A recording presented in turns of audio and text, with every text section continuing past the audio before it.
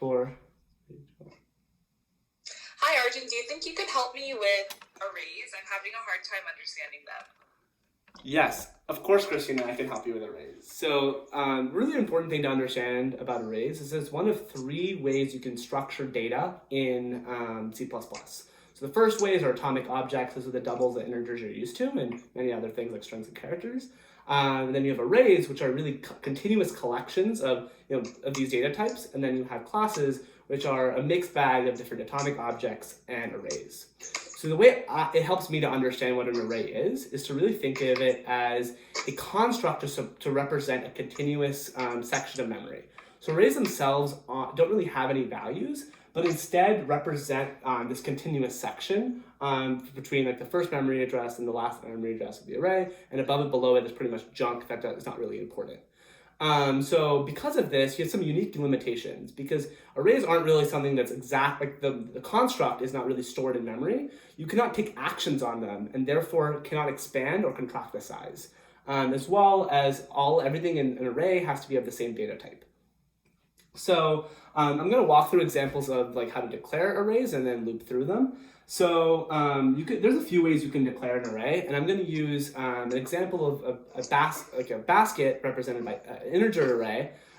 So this array basket represents how many dots are in a basket of eggs. So you have 4 eggs, and each one has a different amount of dots on them, and then we're going to store that through an array. So we have int basket. And here's how it differs from atomic object declaration is that you have these brackets. And what's in this bracket is you have to put a size, and you have to put it at runtime, when you actually declare it. And that's because that you really set up the memory beforehand.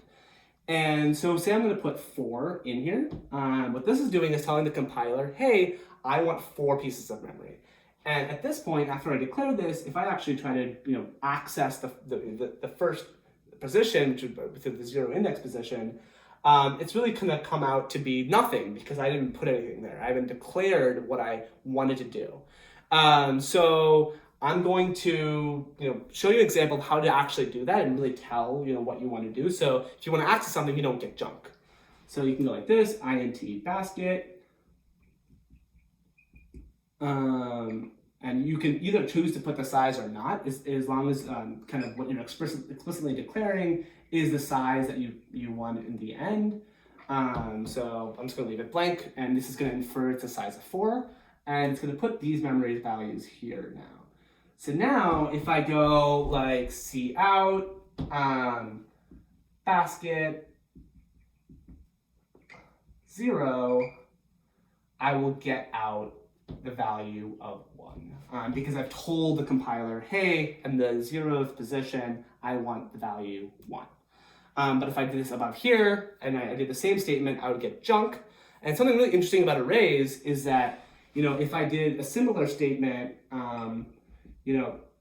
without the brackets, just did basket,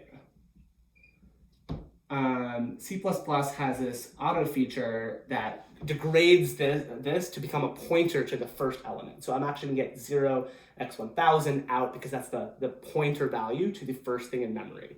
And that's going to be really important when you are traversing by pointer. But we're really going to be walking through an example of just doing a regular type of for loop where we know the size ahead of time using the size of function. So speaking of which, if you want to loop through an array, say we want to print out, look through all of the eggs in our basket and print out how many dots they have, and we want to go through the loop sequentially, we're going to need to know the size. And we can do that through an array because you can't really call methods on it because, as I said before, it's really a construct in memory. You're going to go here and you're going to be like integer. You can store the size as an integer. Say size is equal to size of the array pointer and divided by 4. So this is really going to return 16 because there's 16 spots of memory here, bytes of memory, and each integer is 4 bytes. So you have to divide it by 4 to actually get a size of 4.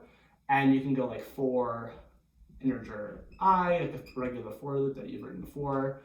I is less than the size, and then I plus plus, and then go like basket. And it's really important that C out here, and then you can include I, and this is really going to yield you all of the different, it's going to print out your array sequentially by using the size feature up here. So thank you. I really hope this helped, Christina, and thanks for following along.